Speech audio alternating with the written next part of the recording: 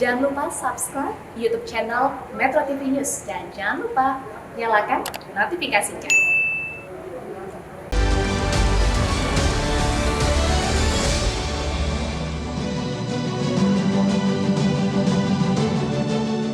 Ketemu lagi di Hot Room.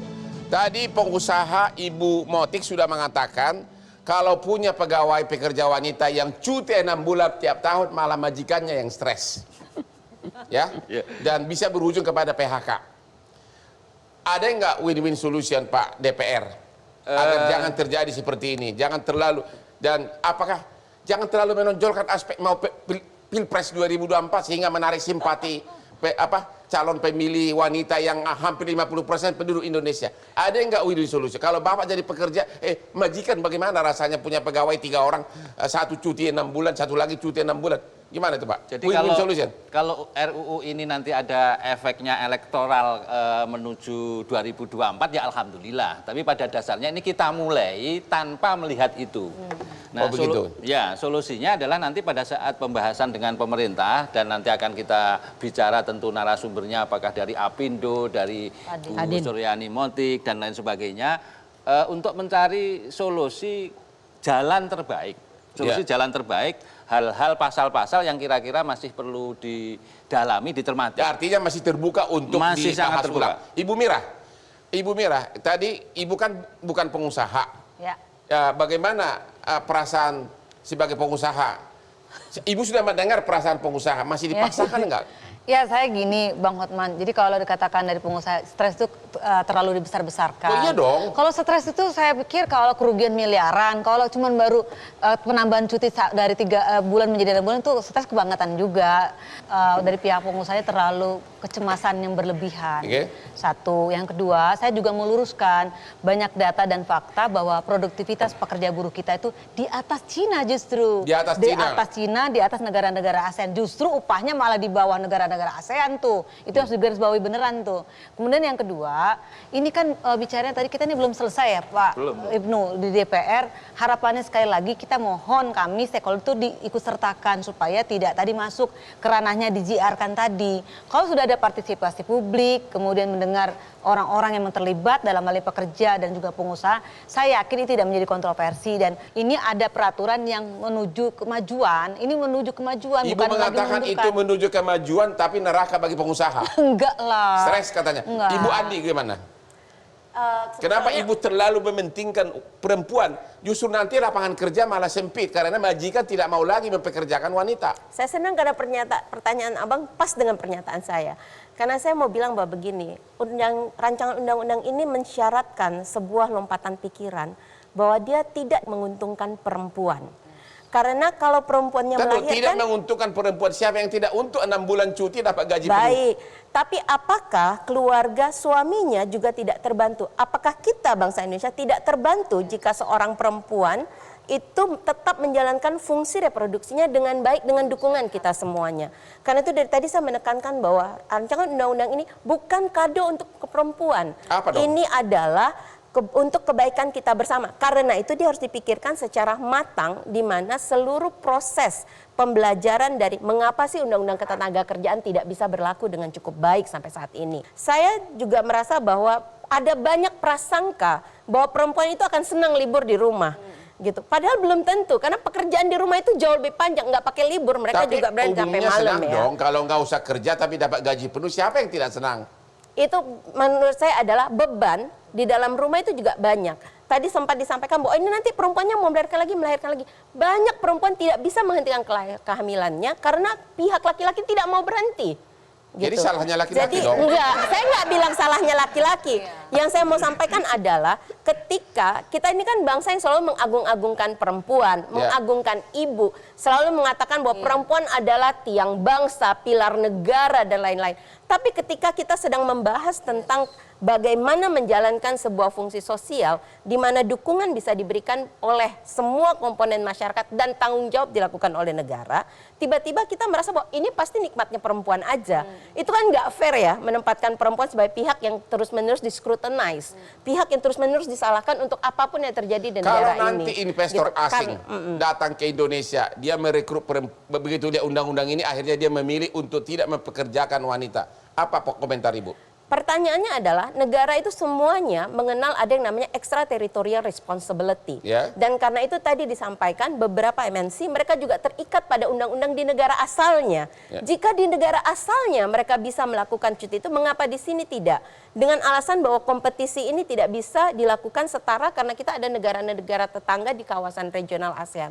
Inilah sebetulnya sebuah sistem yang harusnya didobrak bersama. terima kasih. Di mana pemerintah memberikan jaminan bagi warganya. Ibu Motik, karena mereka bukan pengusaha, ngomong senaknya, benar nggak?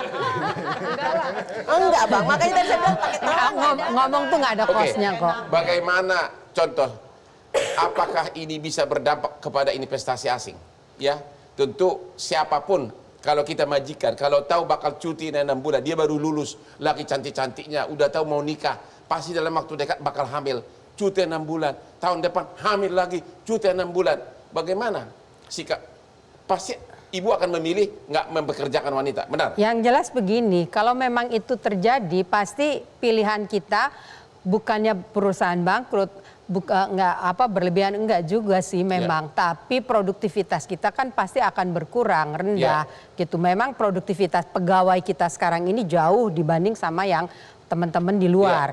Nah, kalau memang kejadiannya seperti itu, balik lagi pengusaha sih kalau undang-undang sudah dipaksa diketok, kita pasti akan takut, kita akan ikuti aturan undang-undang. Cuma kita akan menghindar, kita tidak akan mempekerjakan perempuan. Kita tidak akan mempekerjakan perempuan, itulah sikap Kecuali pengusaha. terpaksa.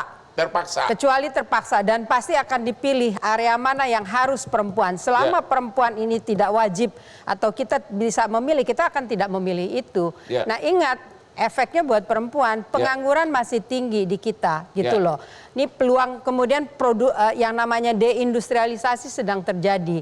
Kita baru selesai dari COVID, semua masih pada pingsan. Kalau ini diterapkan lagi, itu bukannya hanya kita takut bangkrut gitu, tapi kenyataannya seperti itu gitu, ke lapangannya. Jadi saya kira memang ini undang-undang ini diterapkan efeknya buruk buat perempuan. Kalau ini mau diterapkan buat pemerintah, perusahaan BUMN, mungkin silahkan saja gitu. Kalau pemerintah kan memang nggak boleh transaksi sama rakyatnya. Mungkin solusinya yang terbaik adalah memberikan daycare. Jadi memberikan fasilitas perusahaan-perusahaan yang besar buat ibu yang masih menyusui, kasih daycare, kasih ruang menyusui. Karena cuti 6 bulan belum menjamin gizi anaknya Kalau meningkat. soal gizi bukan di kantor saja, bukan perusahaan yang tanggung jawab.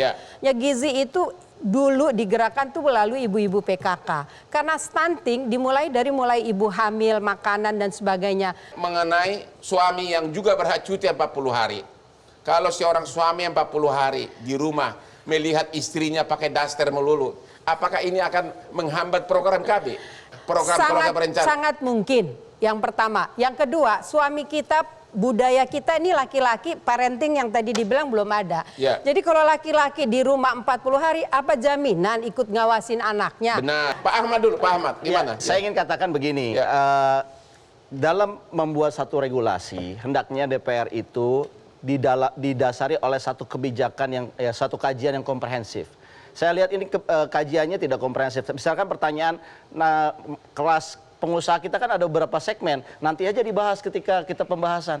Menurut saya regulasi ini kelihatan yang akan disahkan ini kelihatannya tergesa-gesa. Karena apa? Kejar tayang. Realistis nggak undang-undang ini bakal bisa dijalankan kalau dipaksakan? Saya kira realistis untuk diketok. Karena ini politik. Tapi untuk dijalankan sama sekali saya kira akan banyak penolakan dari publik. Dan saya kira ini hanya undang-undang yang menambah pekerjaan di MK saja. MK itu perlu diajukan. Kenapa? Karena ada partisipasi publik. Dalam penyusunan undang-undang itu harus melibatkan seluruh stakeholder masyarakat. Kalau pengusaha tidak dilibatkan, pengusaha bisa menggugat ke MK. Dia tidak representatif, tidak aspiratif undang-undang ini. Nah yang kedua Bang, saya ingin sampaikan begini. Kaitannya sama lelaki ya. Suami cuti 40 hari. Suami cuti 40 hari. Menurut saya ini sangat mengganggu produktivitas kita sebagai bangsa. Kalau tadi Ibu bilang undang-undang ini baik untuk seluruh bangsa. Saya katakan banyak perempuan yang bekerja informal. Nggak dipikirin oleh negara, nggak dipikirin oleh bapak-bapak di DPR. Padahal mereka banyak.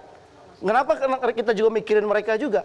Ini kan pekerja informal. Poinnya adalah ketika misalkan kita bicara undang-undang laki-laki yang kemudian dikasih cuti itu, ini tidak baik buat bangsa, buat produktivitas bangsa. Yang kedua, tidak perlu cuti menurut saya Bang. Kalau dibutuhkan kedekatan, laki-laki itu bisa menggunakan work from home. Kan kita sudah ada teknologi. Jadi produktivitasnya terus bertambah. Artinya tidak ada kaitannya suami harus di samping istri, di samping ranjangnya tiap hari gitu. Tidak perlu. Kalau suami 40 hari di rumah bisa malah gangguin istri. Makanya saya bilang bisa KB gagal. Bisa KB gagal. Ngerti ngurus anak enggak, Dan itu diajari nggak ada enggak. jaminan bahwa mereka fokus kepada istrinya dan bayinya, begitu. Terima kasih. Kita harus akhiri diskusi kita malam ini. Yang pertanyaan terakhir adalah kejutan apa lagi yang bakal timbul menjelang Pilpres 2024. Kepada para narasumber kami mengucapkan terima kasih.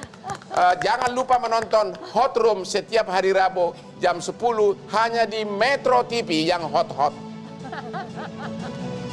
Jam 10 malam. Ya Pak, silakan Pak.